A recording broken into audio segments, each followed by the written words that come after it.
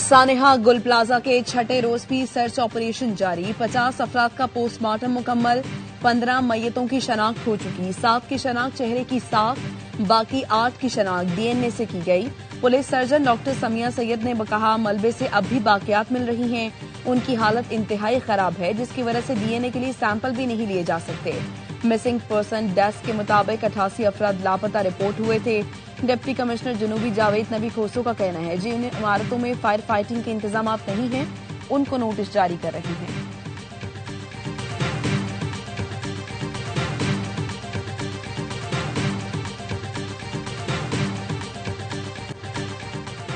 सदर world Memon organisation Salman Iqbal का Gul plaza का दौरा। सलमान इकबाल की गुल प्लाजा मुतासरीन को 5 अरब रुपए बतौर कर्ज देने की पेशकश। कहा, कराची ने हमेशा पाकिस्तान को दिया है। गुल प्लाजा से सिर्फ कराची नहीं, पूरे मुल्क को मौशी सपोर्ट मिलती थी। सदर वजीर आजम फील्ड मार्शल जानते हैं, कराची पाकिस्तान का दिल है। वो पाकिस्तान के दिल की एक शरेआन भी बंद नहीं होने देंगे। गुल प्लाजा यूनियन के सदर तनवीर पास्ता और ताजरों से मुलाकात में सानहे पर अफसोस और मुतासरीन से दिली हमदर्दी का इजहार किया। तनवीर पास्ता ने कहा, सलमान इकबाल ने कर्ज देने का कहा, समझे हमने ले लिया। पूरी कोशिश होगी सिंध हुकूमत के जरिए ही हमारे नुकसान का अजाला हो। सिंध हुकूमत ने दुकानों को दोबारा तामीर करने की यकीन दहानी भी कराई है। आर्मी चीफ और वजीर आजम से अपील है, वो यहां आएं और देखें हम किस हाल में हैं।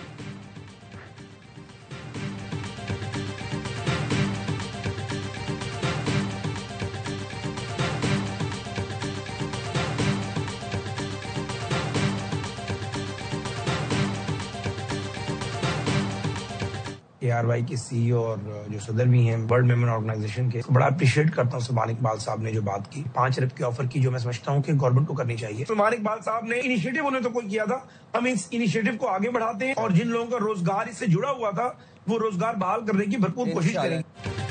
जो ऑफर सलमान इकबाल ने मुतासरीन को की, वो हुकूमत को करनी चाहिए थी। सलमान इकबाल ने अच्छी तजवीज दी, हम उसे आगे बढ़ाएंगे। मुआवन खुसूसी हुजैफा रहमान की AY न्यूज से गुफ्तगू। कहा, अंदाजा नहीं था सूबाई हुकूमत इतनी नाअहली का सबूत दे सकती है। बर वक्त कार्रवाई से गुल प्लाजा में आग को फैलने से रोका जा सकता था। आपसे आग नहीं बुझ रही थी तो आपको विफाकी हुकूमत को एतमाद में लेना चाहिए था।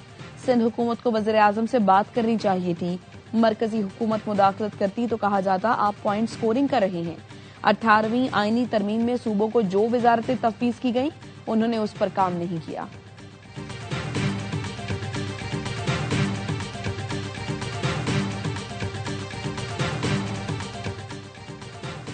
हर चीज का मलबा वज़ीर आला सिंध पर नहीं डाला जा सकता। वफाकी हुकूमत समझती है उनके पास कोई खास टेक्नोलॉजी थी तो वो खुद ऑफर कर सकते थे। वज़ीर इत्तलात सिंध शर्जील मेमन कहते हैं, हमने किसी को मना नहीं किया था कि कोई और नहीं आ सकता। ताजिर बरादरी को अकेला नहीं छोड़ेंगे, नुकसान के लिए मैकेनिज्म बनाया है। फैक्ट फाइंडिंग रिपोर्ट का इंतजार है, इंक्वायरी के बाद चीजें सामने आएंगी।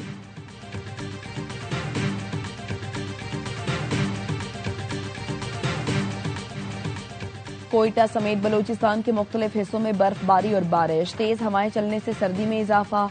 ज़ियारत, चमन, पंजकोर, मस्तूं, कला अब्दुल्ला समेत दीगर इलाकों में बर्फबारी। तोबा चिकजई में 1.5 फुट, कोयक टॉप में 1 फुट बर्फ गिर चुकी। कराची में आज बारिश की पेशगोई, मगरबी हवाओं का नया सिलसिला आज सिंध में दाखिल होगा। वादी तीरा में बर्फबारी से सर्दी बढ़ गई। पंजाब में धुंध के बायस मोटरवे के कई सेक्शंस को ट्रैफिक के लिए बंद किया गया।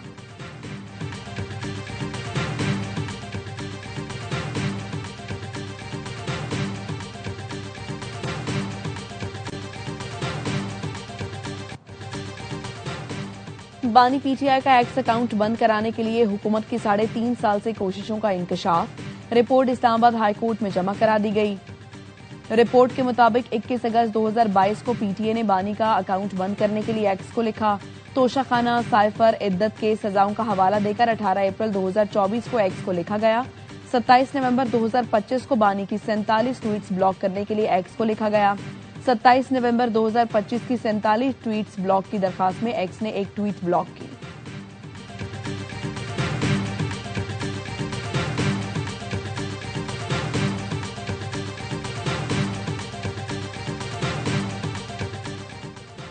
सदर आसिफ अली जरदारी ने पार्लियामेंट का मुश्तरका इजलास कल सुबह 11 बजे तलब कर लिया।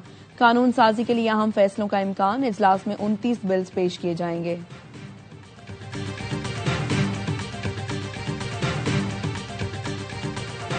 पाकिस्तान, सऊदी अरब, तुर्की, मिस्र, मुत्तहिदा अरब इमारात का बोर्ड ऑफ पीस में शमूलियत का मुश्तरका फैसला।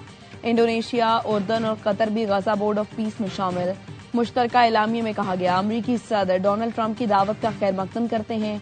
फलस्तीनियों के हक के खुद इरादियत रियासत के कयाम के लिए पुरअज़्म है।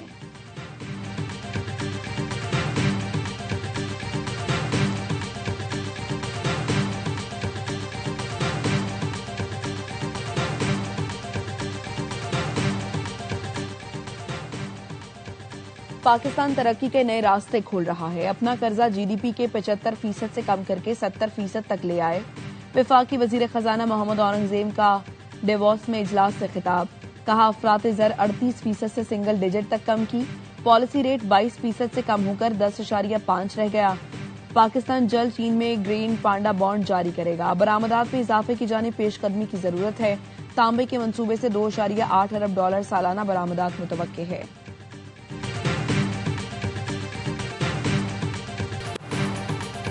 गुल प्लाजा में 55 से 60 अफराद जहां बहक हुए हैं। 48 का पोस्टमार्टम, 14 की शनाख्त हो चुकी। 8 लाशों की डीएनए से शनाख्त हुई। 86 अफराद के लापता होने की रिपोर्ट मिली। पुलिस वाकये की तमाम पहलुओं से तहकीकात कर रही है। जिन इमारतों में फायर फाइटिंग के इंतजाम नहीं हैं, उनको नोटिस जारी कर रहे हैं। रेस्क्यू ऑपरेशन का हतमी वक्त नहीं बता सकते। डिप्टी कमिश्नर जनूबी जावेद नबी खोसो की मीडिया से गुफ्तगू।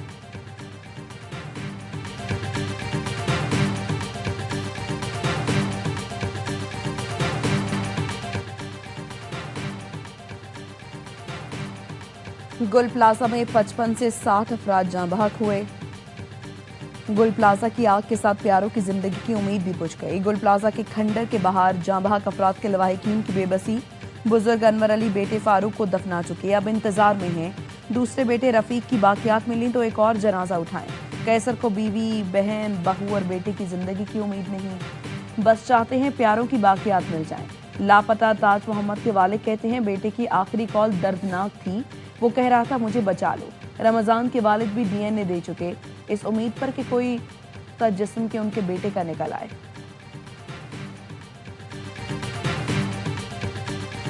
सदर world women organisation Salman Iqbal का गुल प्लाजा का दौरा। सलमान इकबाल की गुल प्लाजा में मुतासरीन को 5 अरब रुपए बतौर कर्ज देने की पेशकश।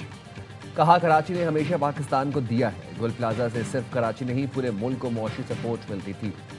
वज़ीर आज़म फील्ड मार्शल जानते हैं कि कराची पाकिस्तान का दिल है। वो पाकिस्तान के दिल की एक शरेआन भी बंद नहीं होने देंगे। गुल प्लाजा यूनियन के सदर तनवीर पास्ता और ताजरों से मुलाकात में सानहे पर अफसोस और मुतासरीन से दिली हमदर्दी का इजहार किया। तनवीर पास्ता ने कहा, सलमान इकबाल ने कर्ज देने का कहा, समझे हमने ले लिया। पूरी कोशिश होगी कि सिंध हुकूमत के जरिए ही हमारे नुकसानात का अजाला हो। सिंध हुकूमत ने दुकानों को दोबारा तामीर करने की यकीन दहानी भी कराई है। आर्मी चीफ और वज़ीर आज़म से अपील है वो यहाँ आएँ और देखें हम किस हाल में हैं।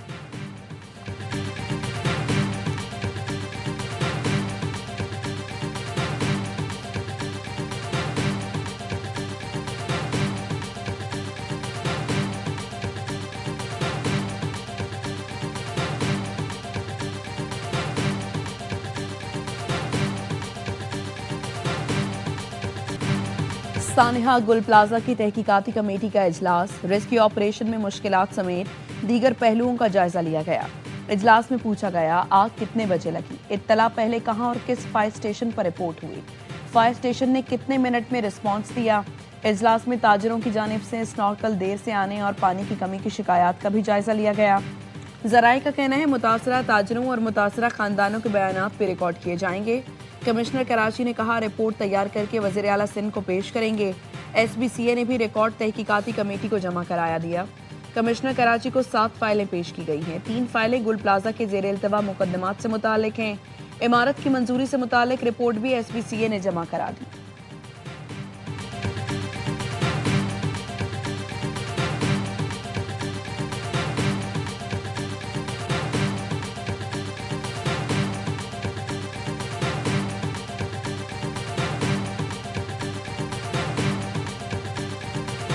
KPK से बहुत लोग आते हैं, आज़ाद कश्मीर से बहुत लोग आते हैं, अपने बाकी सूबों के जितने भी हमारे भाई बहन हैं, आज़ाद कश्मीर, गिलगित बल्तिस्तान इंक्लूडेड, हम उनके लिए अपने सिर्फ दिल के दरवाजे नहीं खोलते, बल्कि हम अब जब कोई हस्पताल प्लान करते हैं, पाकिस्तान के बाकी सूबों का हिस्सा जो है पहले ही कैंसर हॉस्पिटल में रखा।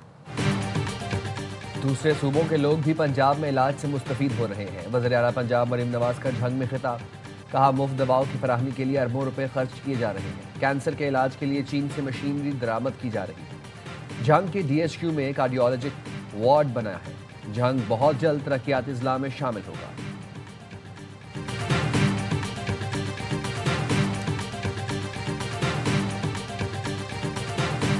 कंडीशन लोग नहीं लगाते। इस पर बात करूंगा, इस पे बात नहीं करूंगा। बात करनी है तो सारों पे बात करें। मेरे पास अब इख्तियार नहीं है। ये इख्तियार अचकज़ई साहब और अल्लामा राजा नासिर साहब के। मेरी ओपिनियन मांगा, मेरे से कंसल्ट करना चाहा, मैं जरूर उनको कंसल्ट करूंगा। हुकूमत ने हाथ मिलाना है तो दोनों मिलाए, एक हाथ से मुक्कार दूसरे से मुसाफा नहीं चलेगा। सियासी जमातों की बातचीत में शराइत नहीं लगनी चाहिए, गुफ्तगू से ही मसाइल हल हो सकते हैं। चेयरमैन PTI बैरिस्टर गौहर कहते हैं मुज़ाकरात का इख्तियार महमूद अचकज़ई और नासिर अब्बास के पास है। अली मोहम्मद खान ने कहा PTI मुज़ाकरात के लिए तैयार है, हुकूमत को मौका ज़ाया नहीं करना चाहिए। मुज़ाकरात का सिलसिला अडयाला जेल से शुरू होगा। मफाहिमत के लिए बानी PTI की रिहाई लाजमी है।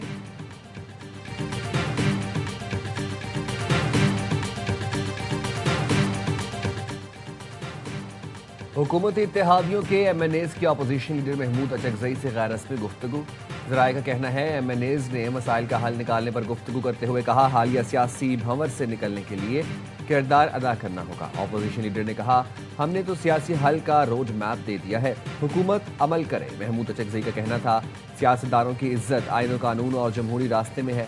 बानी PTI से मुलाकात कराएं ताकि बातचीत का आगाज हो सके। नून लीग के हमारे रहनुमा जाहिद खान की अपोजिशन लीडर से मुलाकात। जाहिद खान का कहना था महमूद अचकज़ई के अपोजिशन लीडर बनने में से सियासी दर्जा हरारत में कमी आएगी। वज़ीर आला खैबर पख्तूनख्वा को भी कहा है वफाक से बात करें और मसाइल का हल निकालें।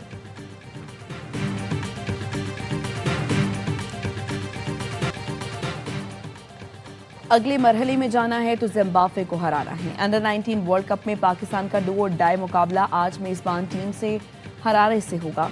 ग्रीन शर्ट्स अब तक 2 में से 1 मैच जीत चुके हैं।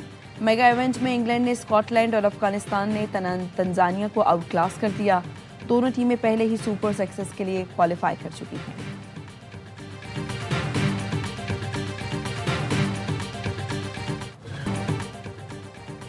PSL की नई टीम का नाम सियालकोट स्टैलियंस रख दिया गया। टीम के को-ओनर ने एक्स पर पैगाम में टीम के नाम का ऐलान किया। सियालकोट स्टैलियंस का नाम डोमेस्टिक रीजन की चैंपियन टीम के नाम पर रखा गया है।